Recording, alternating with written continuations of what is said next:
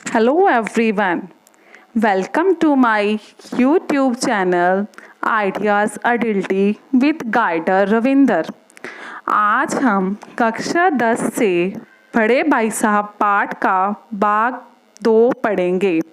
अगर आपको मेरी वीडियो अच्छी लगी तो कमेंट बॉक्स में लिखकर ज़रूर बताइए और मेरे चैनल को सब्सक्राइब भी करें। चलिए शुरू करते हैं। वे उसे रावण का उदाहरण देकर समझाने लगे कि घमंड नहीं करना चाहिए।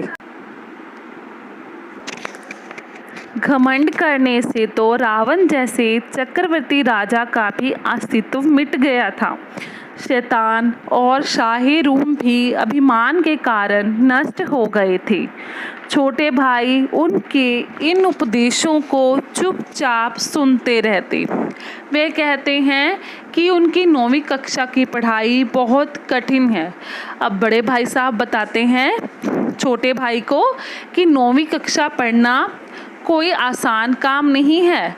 अंग्रेज़ी, इतिहास, गणित, हिंदी आदि विषयों में पास होने के लिए कड़ी मेहनत करनी पड़ती है।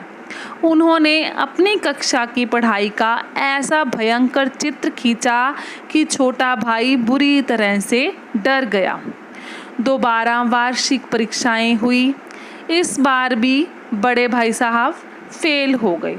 लो, बेचारा बड़ा भाई दोबारा से फेल हो गया और छोटा भाई फिर से पास हो गया।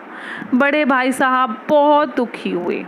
छोटे भाई को अपने बारे में यह धारणा बन गई कि वह चाहे पढ़े चाहे ना पढ़े लेकिन पास तो हो ही जाएगा। अतः उसने पढ़ाई करना बंद करके खेल कूद में जाना शुरू कर दिया। उसी तरफ ज़्यादा ध्यान शुरू कर दिया। अब उसे पतंगबाजी का नया शौक पैदा हो गया था। बड़े भाई साहब भी उसे कम डांटते थे। धीरे धीरे छोटे भाई की स्वच्छंदता बढ़ गई। अब यह सारा समय पतंगबाजी में नष्ट करने लगा, किंतु वह अपने इस शौक को बड़े भाई से छिपकर ही पूरा करता था। एक दिन जब वह पतंग लूटने के लिए पतंग के पीछे पीछे दौड़ रहा था तो अचानक बाजार से लौट रहे बड़े भाई साहब से टकरा गया।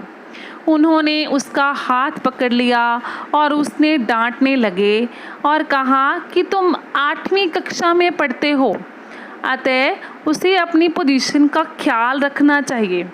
पहले ज़माने में लोग 8वीं कक्षा में नायाब तहसीलदार तक बन जाया करते थे।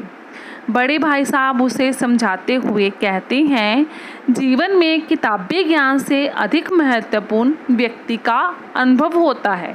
वो उसे बताते हैं कि चाहे वो उससे कितनी ही कक्षा आगे बढ़ जाए छोटा भाई, लेकिन वो उसका जो बड़ा भाई है वो उससे रहेगा बड़ा ही। जो उसमें 5 साल का उन दोनों में अंतर है वो तो रहेगा ही। वो बताते हैं कि मुझे तुमसे ज़िंदगी का ज़्यादा अनुभव है। उन्होंने उससे कहीं ज़्यादा अनुभव किया हुआ है ज़िंदगी का। वे अपनी माँ, दादा और अपने स्कूल के हेडमास्टर साहब और उनकी माँ का उदाहरण देके बताते हैं कि ज़िंदगी में केवल किताबी ज्ञान से काम नहीं चलता, बल्कि ज़िंदगी की समझ भी ज़रूरी होती है, जो केवल अनुभव से आती है। वे बताते हैं कि उनकी माँ और पिताजी, जो कि अनपढ़ हैं, वो बिल्कुल भी पढ़े हुए नहीं हैं, लेकिन घर का सारा खर्च वो ही चलाते हैं। वो बताता है कि हम तो एक ही महीने में बड़ी जल्दी पैसे ख़त्म कर देते हैं, लेकिन हमारे माता पिता उन्हीं कम थोड़े से पैसों में 2-3 महीने चला लेते हैं। आगे वो बताता है कि उनके जो हेडमास्टर साहब हैं वो इतने पढ़े लिखे होने के बावजूद भी उनके घर का खर्च उनकी माँ ही चलाती है। जब हेडमास्टर साहब खुद अपने घर का खर्च चलाते थे तो उनके घर का खर्च बड़ी मुश्किल से होता था, लेकिन जब उनकी माँ ने अपने हाथों में सारा खर्च लिया तो उनके घर का खर्च बड़ा अच्छे से चलने लगा, क्योंकि उनकी माँ को ज़िंदगी का अनुभव था। बड़े भाई साहब के ऐसा समझाने पर छोटा भाई उनके आगे नतमस्तक होकर कहता है कि वे कुछ कह रहे हैं वो बिल्कुल सच है। बड़े भाई साहब अपने छोटे भाई को गले से लगा लेते हैं और वे कहते हैं कि उनका भी मन खेलने कूदने को करता है, लेकिन यदि वे खेलने कूदने लगेंगे तो वे उसे क्या शिक्षा दे पाएंगे।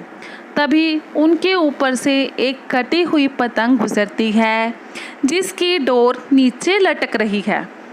बड़े भाई साहब ने लंबे होने के कारण उसकी डोर पकड़ ली और तेजी से हॉस्टल की ओर दौड़ पड़े। उनका छोटा भाई भी उनके पीछे पीछे दौड़ पड़ता है। तो बच्चों, इस कहानी में बड़े भाई साहब के अनुसार जीवन की समझ अनुभव से आती है। उनका मानना है कि किताबें पढ़ने से मनुष्य विद्या तो ग्रहण कर सकता है, किंतु जीवन की समझ जिंदगी के अनुभव से ही आती है। अधिक पढ़ा लिखा होने से व्यक्ति विद्वान नहीं बन सकता, लेकिन उसके जीवन जीने की समझने की भी ज़रूरत है, जो केवल अनुभव से ही प्राप्त की जा सकती है।